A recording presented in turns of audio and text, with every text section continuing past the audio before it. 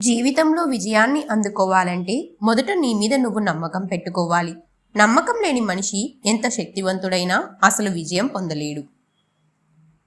జీవితంలో ఎదురయ్యే కష్టాలు నిన్ను కూల్చడానికి రావు, నిన్ను బలంగా మార్చడానికి వస్తాయి.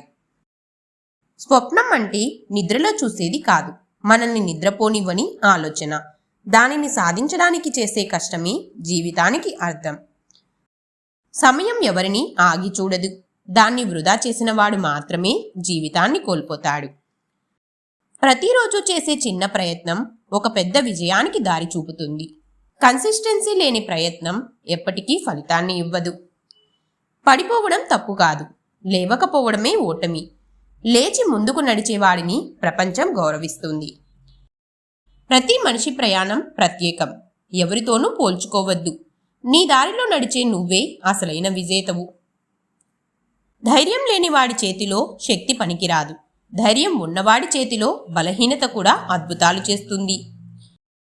ప్రతి కష్టం నీ భవిష్యత్తుకి ఒక బలమైన పునాది వేస్తుంది. కష్టాన్ని గౌరవించిన వాడే విజయాన్ని పొందుతాడు.